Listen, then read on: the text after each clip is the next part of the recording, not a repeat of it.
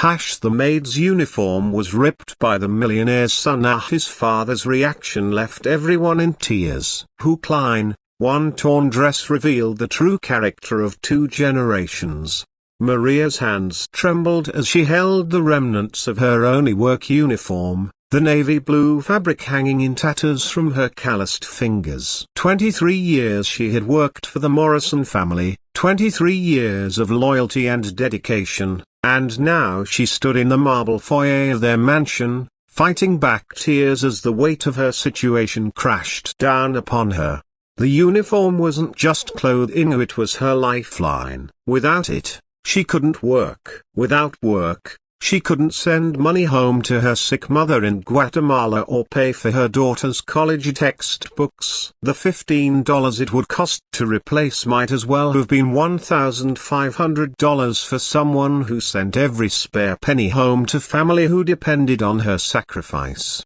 "I'm so sorry, Mrs. Morrison," Maria whispered to the elegant woman descending the grand staircase. "I don't know how this happened. I was just cleaning Master Derek's room when what?" The sharp voice belonged to Derek Morrison, 22 years old and fresh from another semester of disappointing his parents at an expensive private university. He appeared at the top of the staircase, his designer clothes pristine, his expression one of complete indifference. "When you got in my way. Maybe next time you learn to knock."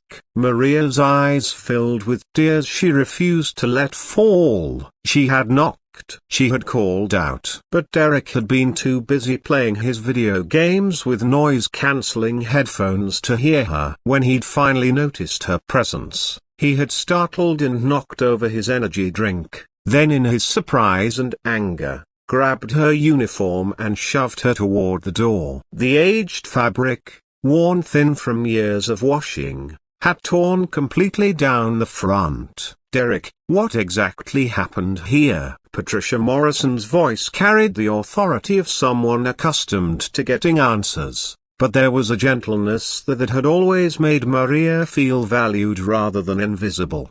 Derek shrugged, his hands in his pockets. "The help was being clumsy in my room. Not my problem if she can't afford a decent uniform that doesn't fall apart when you touch it." The casual cruelty in his words hit Maria like a physical blow. She had helped raise this boy, had bandaged his scraped knees, had listened to his childhood fears during thunderstorms when his parents were traveling. She had celebrated his achievements and worried about his struggles. To him, she had become nothing more than the help. "I see." Patricia's voice had grown colder. "And did you offer to replace what was damaged?" "Why would I? It's not like it was expensive. Besides, Dad always says people need to take responsibility for their own problems." The sound of heavy footsteps on marble announced the arrival of Thomas Morrison, the family patriarch whose business empire had been built from nothing through decades of 14-hour days and unwavering principles. At 65, his hair was silver, but his presence still commanded any room he entered. He took in the scene before him, Maria clutching her torn uniform, his wife's disapproving expression, and his son's defiant posture. "What's going on here?" His voice was measured, controlled. "Derek jumped in first. The maid's uniform got ripped while she was cleaning my room. She's making a big deal about it instead of just fixing it herself." Thomas looked at Maria, really looked at her, perhaps for the first time in months. He saw the woman who had worked tirelessly for his family, who had never missed a day even when she was clearly unwell, who had stayed late countless times without complaint when they had dinner parties or business associates visiting. He saw the tears she was trying so hard not to shed, the dignity with which she bore his son's dismissive cruelty. "Maria," he said gently, "please tell me exactly what happened." With quiet dignity, Maria recounted the incident, taking no blame from Derek, simply stating the facts. When she finished, Thomas was silent for a long moment, his jaw working as he processed not just the story, but his son's reaction to it. "Derek," Thomas said finally, his voice carrying a weight that made everyone in the room stand straighter. "Do you know what Maria's salary is?" Derek shifted uncomfortably. "I don't know." "Whatever you pay the staff, $300 a week." "Do you know what your monthly allowance is?" "Dad, this answer the question." $2,000. "So in 1 week, you receive nearly twice what Maria earns in a month of hard work.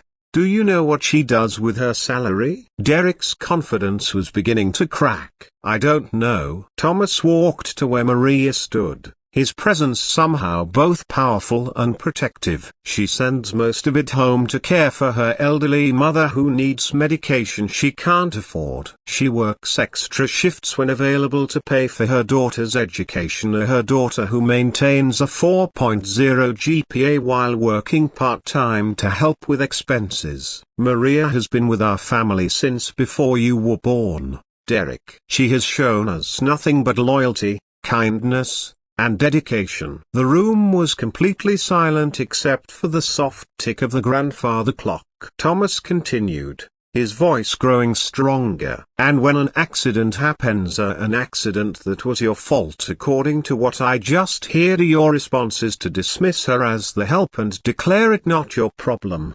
Derek's face was flushing red. "Dad, I didn't mean a number." Thomas's voice cut through the air like a blade. "You meant exactly what you said. You've been raised with privilege, Derek, but somewhere along the way, you forgot that privilege comes with responsibility. You forgot that every person deserves dignity and respect regardless of their circumstances." Thomas turned to Maria, his eyes bright with unshed tears. "Maria, I owe you an apology. Not just for Derek's behavior, but for mine. I've allowed my son to grow up believing that money makes him superior to others. I failed both of you." He reached into his wallet and pulled out several bills, pressing them into Maria's hands. "This is for a new uniform, and it's also a bonus for 23 years of service that I've never properly acknowledged. But more than that." Thomas walked to his son, placing firm hands on Derek's shoulders. "Derek, you're going to learn what real work means. Starting Monday, you're going to spend your summer working alongside our groundskeeping crew. You'll earn minimum wage,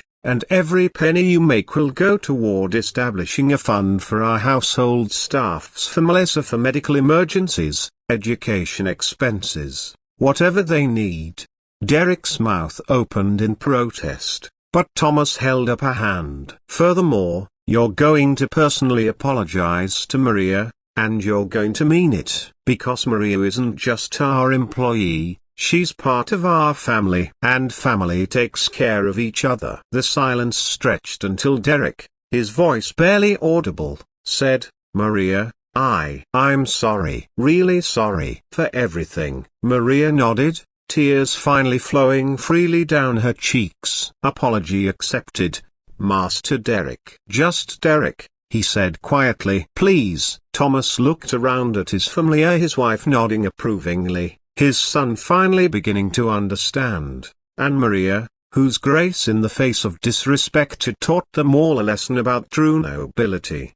"You know," Thomas said, his voice thick with emotion, "I built this company believing that success meant accumulating wealth and power. But standing here today, I realize that Maria has been more successful than any of us. She's built something far more valuable than money. She's built character. She's shown us what real strength looks like." As the family dispersed, Derek lingered, approaching Maria hesitantly. "Maria, thank you for not giving up on me, even when I didn't deserve it." Maria smiled through her tears, seeing in his eyes the same little boy she had once comforted during storms. "We all deserve second chances, Derek. What matters is what we do with them." In the days that followed, Derek would indeed work alongside the groundskeeping crew, learning not just the value of hard work but the names and stories of every person who helped maintain his family's comfortable life. The staff fund Thomas established would grow to help dozens of families over the years. But perhaps most importantly, A torn uniform had revealed something that no amount of money could buy: the truth that real wealth lies not in what we possess, but in how we treat one another. And sometimes, it takes losing our dignity to remember what dignity actually means.